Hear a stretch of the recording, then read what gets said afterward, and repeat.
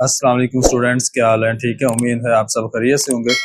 अच्छा स्टूडेंट्स, आप लोगों को आइडिया है कि हम चैप्टर नंबर 6 के लेक्चर्स बना रहे हैं, तो जिसमें आज हम एक्सरसाइज 6.5 का क्वेश्चन नंबर 5 से स्टार्ट करेंगे। तो ये जिस स्टूडेंट ने जो लास्ट वाली एक्सरसाइज है या जो लास्ट वाले क्वेश्चन हैं 6.5 एक्सरसाइज के, question number 1, question number 2, question number 3, 4, तो ये सारे क्वेश्चन क्या अगर आप लोगों ने वीडियोस देखी हैं जो मैंने अपलोड किए हैं, तो आप लोगों को इन क्वेश्चन के अंदर कोई इशू नहीं होगा। तो बहुत आसान, बहुत ही समझ लो कि बहुत ही मजेदार क्वेश्चंस हैं। सब के अंदर आपको राइट एंगल ट्रायंगल्स दी गई हैं, और राइट एंगल ट्रायंगल्स के अंदर हमने सिर्फ और सिर्फ क्या काम करना होता है, हमने दो साइड्स गिवन होती है और तीसरी साइड हमने फाइंड करनी होती है। उसमें हम पाइथागोरस थ्योरम का यूज करते हैं। आप लोगों ने पाइथागोरस थ्योरम याद किया हुआ है, तो चलें स्टार्ट करते हैं क्वेश्चन नंबर 5। अच्छा जी, क्वेश्चन नंबर 5 की स्टेटमेंट कुछ इस तरह से है कि क्वेश्चन नंबर 5 है, late Q and R be 2 points on the same bank of canal. The point P is placed on the other bank straight to the point R. Find the width of the canal and angle PQR in radians. बच्चों, आपने दो काम करने हैं। एक तो आपने angle find करना है, सही है। एक तो आपने क्या फाइंड करना है, एंगल मतलब थीटा फाइंड करना है। एक तो हमने एंगल थीटा फाइंड करना है और दूसरा हमने विड्थ फाइंड करनी है। तो विड्थ का मतलब बच्चों ये है कि आपके पास ये जो पी से आर तक जो आपके पास लेंथ बनती है ना, पी से आर तक, उसको हमने फाइंड करना। तो पी से आर तक कौन सी लेंथ बनती है, ये जो डायग्राम बुक वालों ने 7 क्वेश्चन के अंदर बनाकर दी हुई है, तो उसको जरा देखें। ये आपके पास पी आर जो है ना, ये वाली लेंथ बनती है, ठीक है। पी आर, इसको विड्थ बोलते हैं। तो हमने एक तो इसकी वैल्यू फाइंड करनी है और दूसरा हमने एक एंगल फाइंड करना है, और एंगल हमने रेडियन के अंदर फाइंड करना है, ठीक है। तो चलें सॉल्व करते हैं। चलो मैं इस तरह करता हूँ। सबसे पहले मैं अगर आपके पास राइट एंगल ट्रायंगल बनी हुई है तो आप इस तरह करें कि ये जो P Q R right angle triangle है ना, इसमें आपको पी आर लेंथ नहीं देगी, तो आप लेट कर लो। यहाँ पे इसकी वैल्यू है आपके पास एक्स, ठीक है। आप यहाँ लिख सकते हो क्वेश्चन के अंदर, आप लिख सकते हैं लेट, आप क्वेश्चन के अंदर लिख लो लेट एक्स बी द, आप लेट कर लो x be the width, let x be the width of canal. ये बच्चों आपने लेट कर लिया, सही है। तो यहां से मैं इसको लिख लेता हूँ सोल्यूशन। ये सोल्यूशन है, और आपने सपोज कर लिया कि जो एक्स है ना, वो आपके पास विड्थ ऑफ कैनाल है। अच्छा बच्चों, पाइथागोरस थ्योरम को यूज करेंगे, लेकिन सबसे पहले पाइथागोरस थ्योरम या पाइथागोरस थ्योरम यूज करने से पहले हमें परपेंडिकुलर, हाइपोटेनियस और बेस का पता होना चाहिए। तो ये आपके पास 90 का एंगल है, तो जहां बच्चों 90 का एंगल होगा, जो उसकी ऑपोजिट साइड होती है 90 वाले एंगल की जो कोरोस्पोंडिंग साइड है, वो आपके पास होगा हाइपोटेनियस। और बच्चों फॉर एग्जांपल आप ये लेट कर लो कि आपके पास एंगल जो है ना, वो यहाँ पे है क्यू वर्टेक्स पे एंगल थीटा आपने लिया। तो जहां पे आपके पास एंगल होता है, वो जो आप सिलेक्टेड एंगल लेते हो, उसकी जो सामने वाली साइड होती है, उसको हम परपेंडिकुलर का नाम देंगे। ये मैंने इनको अंडरलाइन कर दिया, परपेंडिकुलर और बेस को। तो बच्चों जो बाकी साइड बचेगी, जो थर्ड साइड होगी, उसको हम बेस का नाम देंगे, ठीक है जी। ये आपके पास परपेंडिकुलर, बेस और हाइपोटेनियस हो गया। तो चलें, आपके पास जो पाइथागोरस थ्योरम है या पाइथागोरस थ्योरम है, वो इक्वल होता है हाइपोटेनियस का स्क्वायर इक्वल पी का स्क्वायर प्लस बी का स्क्वायर। ये बच्चों आपके पास पाइथागोरस थ्योरम है। इनमें वैल्यूज पुट करते हैं। तो हाइपोटेनियस की वैल्यू आपको बच्चों दी गई है 13। तो ये लो जी, हाइपोटेनियस की वैल्यू आपको दी गई है 13। इसका स्क्वायर लेंगे, और परपेंडिकुलर की वैल्यू बच्चों आपको फाइंड करनी है, जो कि एक्स के इक्वल है। और बेस की वैल्यू बच्चों आपको दी गई है 5, वो हमने पुट कर दी। अच्छा बच्चों, 6 जो 13 है, 13 का स्क्वायर, 13 को हमने 13 के साथ ही मल्टीप्लाई करना है, तो ये बनेगा 169, ठीक है, इक्वल एक्स स्क्वायर वैसे ही रहेगा, और 5 का स्क्वायर बच्चों आपके पास होता है 25। अच्छा जी, अब हमें क्या करना है, एक्स स्क्वायर की मतलब एक्स की वैल्यू फाइंड आउट करनी है। तो ये 25 को हम लेफ्ट साइड पे ले आएंगे, और जब 25 इधर आएगा लेफ्ट साइड पे, तो ये इधर आकर हो जाएगा नेगेटिव, मतलब माइनस हो जाएगा, क्योंकि उधर प्लस था। तो बच्चों आपके पास आ जाएगा 169 माइनस 25, तो ये आपके पास होता है 144। आप कैलकुलेटर का इस्तेमाल कर सकते हैं। तो ये आपके पास आ गया एक्स स्क्वायर। अब आपने बच्चों एक्स की वैल्यू फाइंड करनी है। अब हम यहाँ पे लिखेंगे टेकिंग स्क्वायर रूट जब स्क्वायर होता है तो हम स्क्वायर रूट लेते हैं, square root on both side. ये आपने बच्चों स्क्वायर रूट ले लिया दोनों साइड पे, तो हम लिखेंगे यहाँ पे 144 का square root is equal x का स्क्वायर रूट। अच्छा जी, ये आपके पास बच्चों स्क्वायर स्क्वायर रूट से कट हो गया, तो जो 12 है उसका मतलब कि 144 का जो स्क्वायर रूट होता है वो आपके पास होता है 12। तो साथ हम लिखेंगे सेंटीमीटर इज इक्वल x। ये आपके पास x की वैल्यू फाइंड हो जाएगी। इसका मतलब ये होगा कि आपने विड्थ ऑफ कैनाल फाइंड कर ली, वो आ गई 12। अच्छा जी, अब आपने क्या करना है नेक्स्ट, अब हमें बच्चों एंगल फाइंड करना है, एंगल मतलब थीटा। तो हम यहाँ पे सोल्व कर लेते हैं। जब हम एंगल फाइंड करेंगे तो एंगल फाइंड करते हुए आप कोई भी ट्रिग्नोमेट्रिक रेशियो यूज कर सकते हो, साइन की यूज कर लें, कोस की यूज कर लें, टेन की यूज कर लें। तो चले मैं अगर यहाँ पे कोस की यूज करूंगा तो मैं यहाँ लिखूंगा यूजिंग कोस। बच्चों कोस ये वाला हमने ना एंगल क्यू फाइंड करना है, क्योंकि एक बार जरा गौर से सुनिएगा, ये आपको कहा गया पी क्यू आर। तो बच्चों जो P और Q के दरमियान जो मतलब कि जो वर्टेक्स लिखा हुआ है ना, जो पॉइंट लिखा हुआ है वो है Q। तो इसका मतलब हमने Q पे एंगल फाइंड करना है। तो जो बच्चों अगर फॉर एग्जांपल मेरे पास लिखा हुआ है ABC, तो अब बच्चों इसका मतलब ये है कि हमने एंगल B फाइंड करना है। ठीक है, जो दरमियान में मतलब वर्टेक्स लिखा होता है, जो दरमियान में पॉइंट या जो लिखा होता है उसकी वैल्यू हमने फाइंड करनी होती है, उस पे जो एंगल बन रहा होता है वो फाइंड करना होता है। ठीक है जी। अच्छा, अब हमने लिखा कोस, अब हमने क्यू फाइंड करना है। तो इसका मतलब मैंने यहाँ पे लेट कर लिया, पहले आप यहाँ पे लेट कर सकते हैं। आप कर लें let theta be the angle, let theta be an angle, ये आपने लेट कर लिया। ठीक है जी। अब हम लिखेंगे यूजिंग, बच्चों आप यूज करो कोस थीटा इज इक्वल, आपने कोस को यूज किया, कोस की जो रेशियो होती है वो होती है बेस ओवर हाइपोटेनियस। तो बच्चों मुझे बताओ बेस की वैल्यू आपके पास क्या है, वो बेस की वैल्यू बच्चों आपके पास है 5। तो आपने यहाँ से 5 की वैल्यू, बेस की वैल्यू आपके पास है 5, तो आपने लिखा 5। और हाइपोटेनियस की वैल्यू बच्चों आपके पास क्या है, हाइपोटेनियस की वैल्यू आपके पास है 13। ठीक है जी, ये आपने वैल्यू पुट कर दी। अच्छा, अब हमें क्या करना है, थीटा की वैल्यू फाइंड करनी है। तो बच्चों ये कोस जो है इसको दूसरी साइड पे ले जाते हैं। जब हम कोस को दूसरी साइड पे लेकर जाएंगे तो ये इनवर्स हो जाएगा, ये आएगा 5/13। इसी तरह से अब आपने बच्चों कोस इनवर्स फाइंड करना है। तो कोस इनवर्स जब हम फाइंड करेंगे, जब कैलकुलेटर पे यूज करेंगे तो हमें शिफ्ट दबा के कोस दबाना है, तो फिर आपके पास कोस इनवर्स बन जाएगा। उसमें 5/13 जब लिखेंगे तो आपके पास बच्चों जो एंगल बनेगा वो आएगा 67.38 डिग्री। अच्छा बच्चों, अब एक और बात गौर से सुनो, आपने क्या करना है, जो आपका एंगल होगा उसको हमने रेडियन में फाइंड करना है। ये देखो क्वेश्चन के अंदर लिखा हुआ है find the angle in radian. तो बच्चों ये डिग्री के अंदर है, जब हमने डिग्री से रेडियन में जाना होता है तो आप लोगों ने 6.1 एक्सरसाइज में इस तरह के बहुत ज्यादा क्वेश्चन सोल्व किए हैं। तो हमने लिखना है 1 डिग्री इज इक्वल π/180 रेडियन। ये हमने फार्मूला यूज कर देना है डिग्री से रेडियन में जाने के लिए। तो हम इसको मल्टीप्लाई करवा देंगे 67.38 मल्टीप्लाई π/180 रेडियन, ये हम लिखेंगे। सही है, इधर थीटा आ जाएगा। अच्छा बच्चों, अब आप देखें आपने क्या करना है, अब आपने यहाँ पे 67 वैसे ही लिखना है, वो 67 मल्टीप्लाई 8 67.38, और आपने क्या करना है, ये जो पाए है ना, पाए बच्चों, पाए की जगह पे आपने पुट करना है 3.142, क्योंकि पाए की वैल्यू आपने यहाँ पे लिखनी है। तो पाए की जगह पे आप लिखोगे 3.142 ओवर 180 डिग्री, ओवर 180। ठीक है, अब जब आप इसको सोल्व करेंगे तो आपके पास बच्चों 67.38 को मल्टीप्लाई करेंगे 3.142 के साथ और डिवाइड कर देंगे 180 के साथ, तो आपको जो एंगल मिलेगा वो मिलेगा 1.8 रेडियन। ये बच्चों आपके पास आ जाएगा इसका फाइनल आंसर। ये था आपका क्वेश्चन नंबर 1 जो कि हो गया कंप्लीट। इसी तरह से आपने इसको सोल्व कर लेना है। उम्मीद है आप लोगों को समझ आया होगा। तो चले नेक्स्ट चलते हैं क्वेश्चन नंबर 6 की तरफ। ये बच्चों मेरे पास क्वेश्चन नंबर 6 है, जो कि उसका क्वेश्चन है ये वाला।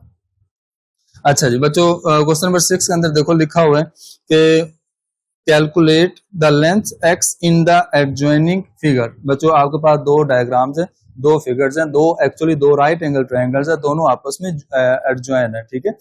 तो दोनों आपस में 2 in 1 है एक्चुअली, आप ये समझ सकते हैं। तो हमने इसमें से x की वैल्यू फाइंड करनी है। तो मैं अगर आपको आपकी सहूलत के लिए काम करूं, यहाँ पे दोनों जो 2 in 1 है, मैं दोनों को अलग अलग कर लेता हूं, दोनों को सेपरेट कर लेता हूं। जब मैंने दोनों को सेपरेट किया ट्रायंगल्स को, तो ये मेरे पास बच्चों आ जाएगी एक ट्रायंगल ये वाली, जरा गौर से देखिएगा, एक मेरे पास आएगी ट्रायंगल ये ऐसे, ठीक है। ये मेरे पास आ गई एक ट्रायंगल ये वाली, तो वो मैंने बना ली इसी तरह से, ये नीचे मैंने ये ट्रायंगल बना ली। अब दूसरी तरफ देखो, अब जो दूसरी मेरे पास जो एक ट्रायंगल है वो मेरे पास कुछ इस तरह से है, ये, ठीक है, ये और ये, तो ये मैंने बना ली इस तरह से। अच्छा, अब देखें इसमें जो कॉमन साइड है बच्चों, दोनों ट्रायंगल्स के अंदर जो कॉमन साइड है वो BD है, ठीक है। BD कॉमन साइड है दोनों ट्रायंगल के अंदर, तो मैंने ये देखो BD दोनों के अंदर कॉमन साइड रखी, इधर भी और इधर भी, ये मेरे पास कॉमन साइड है। अच्छा, अब हमें सबसे पहला काम ये करना है, x की वैल्यू फाइंड करने के लिए हमें पहले ये जो ट्रायंगल है, ट्रायंगल AB और D, इसको यूज करना है। हम लिखेंगे ट्रायंगल ABD, पहले हम इसमें इसको सॉल्व करेंगे। इसमें बच्चों आपने ये जो BD लेंथ है, पहले हमने इसको सॉल्व करना है, पहले हमें इसकी वैल्यू फाइंड करनी है। तो जब BD की वैल्यू आ जाएगी, फिर हम दूसरी ट्रायंगल में जाएंगे और फिर उसमें हम x की वैल्यू फाइंड कर लेंगे। अच्छा जी, अब मैं यहाँ पे सॉल्व करता हूँ, सेम इसी तरह से हमने यहाँ पे लिखना है। मैं यहाँ पे सोल्यूशन कर लेता हूँ। तो चले, मैंने यहाँ पे लिखा बाय यूजिंग, मैं पहले ट्रायंगल लिख लेता हूँ, ट्रायंगल ABD, ये मेरे पास एक ट्रायंगल है जिसका हमने यूज करना है, और इसमें से हम BD की वैल्यू करेंगे फाइंड। तो हमने लिखा यहाँ पे बाय यूजिंग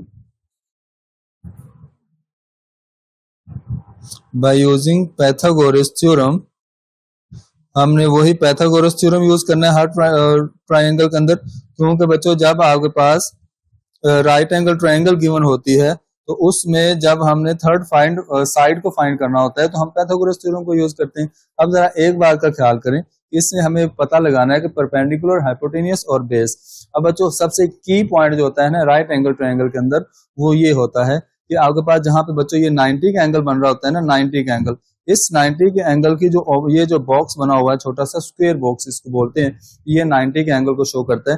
तो ये इसकी जो ऑपोजिट साइड है, ये आपके पास बन जाएगी हाइपोटेनियस, ठीक है, सबसे पहली बार। अब आप पे डिपेंड करता है, क्योंकि हमें एक जो सिलेक्टेड एंगल है वो यहाँ पे नहीं दिया गया।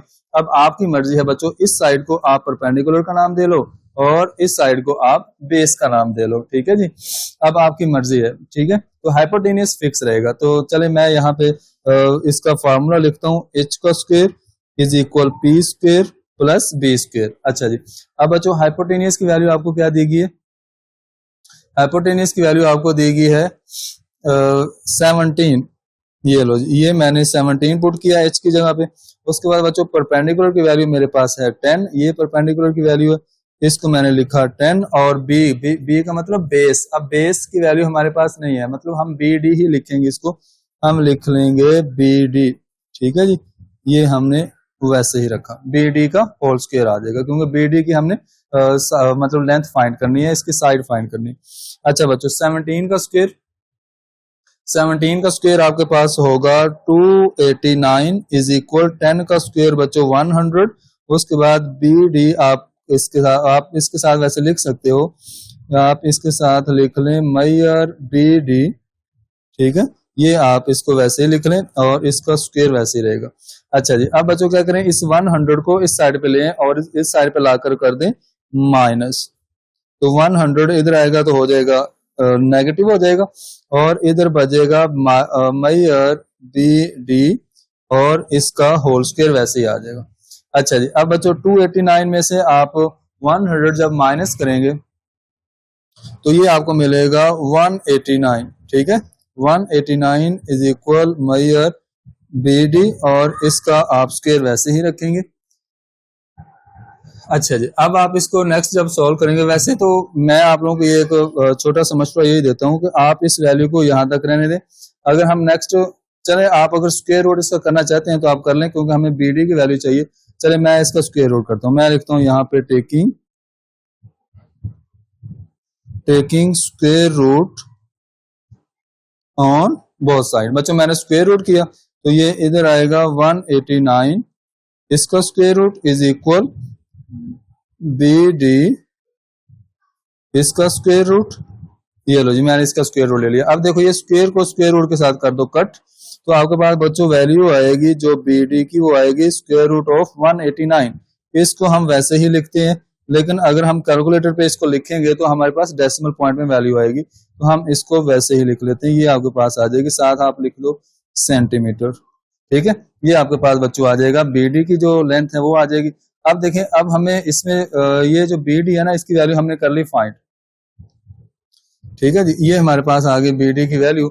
और अगर हम यहाँ पे इसको रिमूव कर दें तो अब हमारे पास ये सारा खत्म हो जाएगा। अच्छा, अब हम चलते हैं बच्चों इस राइट एंगल ट्रायंगल पे जिसमें हमें BD कर लिया फाइंड, और मैं अगर BD की वैल्यू यहाँ पे लिखूं वो है 189, यहाँ पे मैं अगर लिखूं वो है 189 का स्क्वायर रूट। ठीक है जी, ये मेरे पास आ गई। अब हमें x की वैल्यू फाइंड करनी है, तो अब हम ये वाली ट्रायंगल यूज करेंगे।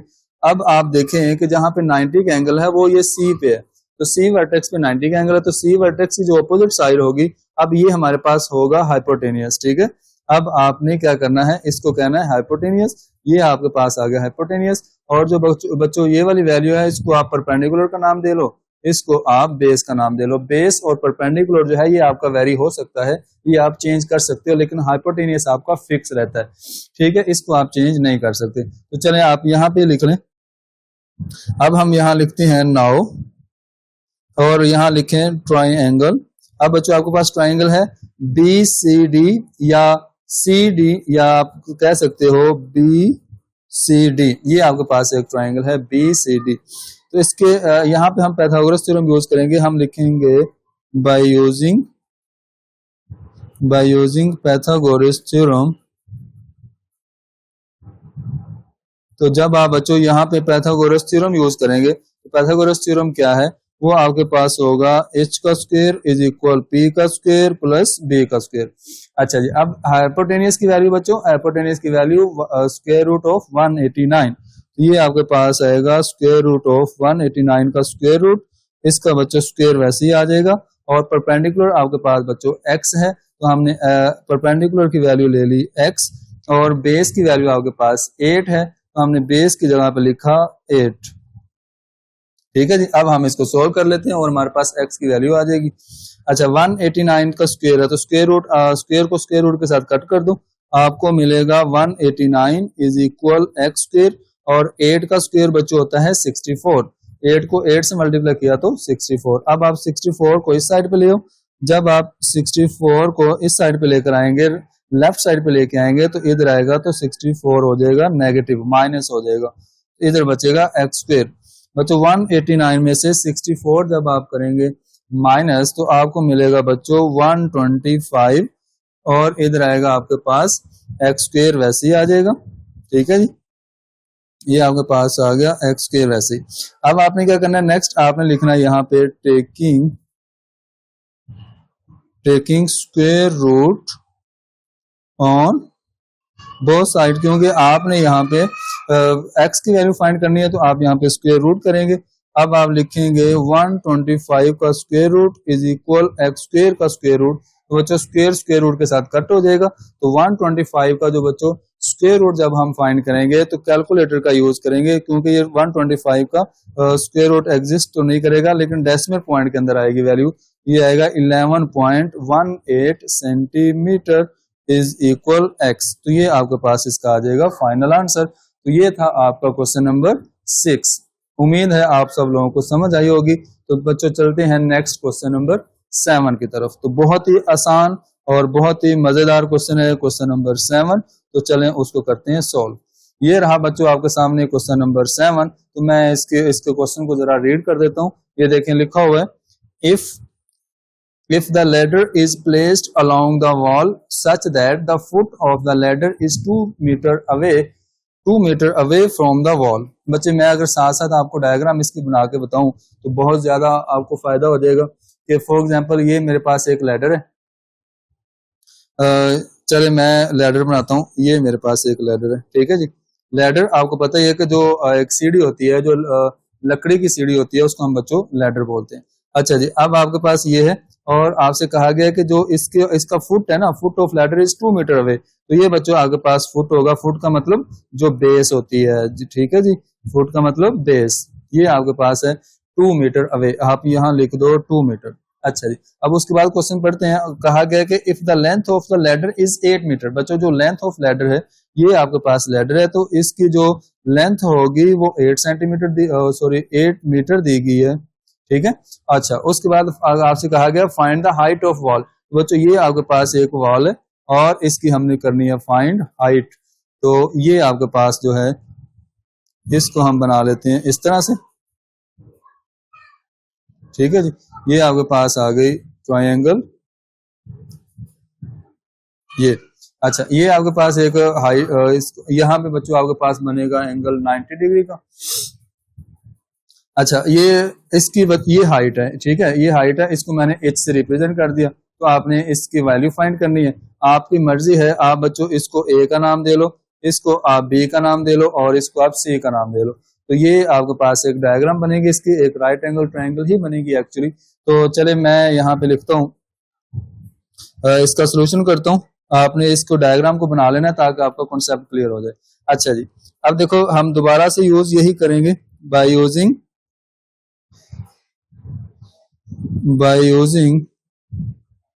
Pythagoras theorem. बच्चों हर क्वेश्चन के अंदर सिर्फ आपने पैथागोरस थ्योरम का यूज करना है। तो हम लिखेंगे बाय यूजिंग पैथागोरस थ्योरम। तो बच्चों पैथागोरस थ्योरम होता है हाइपोटेन्यूज का स्क्वायर इक्वल परपेंडिकुलर का स्क्वायर प्लस बेस का स्क्वायर। तो बच्चों हाइपोटेन्यूज की वैल्यू दोबारा से देखो, ये 90 का एंगल है और इसकी जो अपोजिट साइड है वो आपके पास होगी हाइपोटेन्यूज। और अब आपकी मर्जी है, इस साइड को बच्चों आप परपेंडिकुलर का नाम दे लो और इस साइड को आप बेस का नाम दे लो, ठीक है। आपकी मर्जी है, ये आप पे डिपेंड करेगा, आप वेरी भी कर सकते हो, आप बेस को ऊपर ले जाओ और परपेंडिकुलर को इस साइड पे ले आओ, तो वो आपकी मर्जी है। तो चले मैंने इस तरह लिख दिया। अब हाइपोटेन्यूज की वैल्यू बच्चों फिक्स होती है, तो वो आपके पास आएगा 8 का स्क्वायर और उसके बाद जो परपेंडिकुलर है वो आपके पास आएगा h। तो मैं यहाँ पे लिख देता हूँ h का स्क्वायर और बच्चों बेस आपके पास है 2, तो उसको हमने लिखा 2 का स्क्वायर, ठीक है। आप यहाँ पे भी इसको ब्रैकेट में रखना चाहते हो तो रख सकते हैं। अच्छा जी, नेक्स्ट देखें, 8 का स्क्वायर बच्चों आपके पास आएगा 64। हमें h की वैल्यू फाइंड करनी है, तो h वैसे रहेगा जो कि हाइट ऑफ वॉल है। तो 2 का स्क्वायर आपके पास आएगा 4। ये बच्चों आपके पास आएगा 2 का स्क्वायर 4, यहाँ पे प्लस है। अब बच्चों क्या करें, इस 4 को आप इस साइड पे ले आओ। जब आप 4 को इस साइड पे लेकर आएंगे, लेफ्ट साइड पे लेकर आएंगे, तो ये हो जाएगा माइनस, इधर आपके पास आएगा h का स्क्वायर। अच्छा जी, अब आप देखें तो 64 माइनस 4, बच्चों 64 माइनस 4 ये आपके पास होता है 60, इधर आएगा h का स्क्वायर। अब आपने बच्चों h की वैल्यू फाइंड करनी है, तो मैं यहाँ पे लिख देता हूं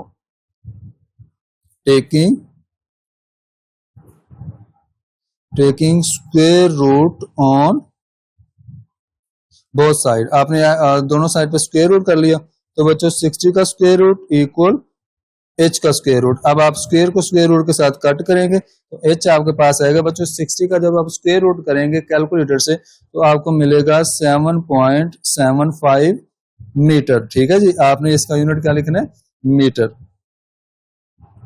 तो ये बच्चों आपके पास आ जाएगी हाइट ऑफ वॉल, ठीक है। ये आपके पास h जो आएगा ये हाइट ऑफ वॉल होगी। हम यहाँ पे वैसे लिख भी सकते थे, लेट, आप क्वेश्चन के ऊपर लिख सकते हो स्टार्ट में, late h be the height of wall, ठीक है जी। ये आपने लेट कर लिया कि late h be the height of wall। तो बच्चों फिर हमारा फाइनल आंसर क्या हुआ, h इज इक्वल 7.75 मीटर। ये था आपका क्वेश्चन नंबर 7।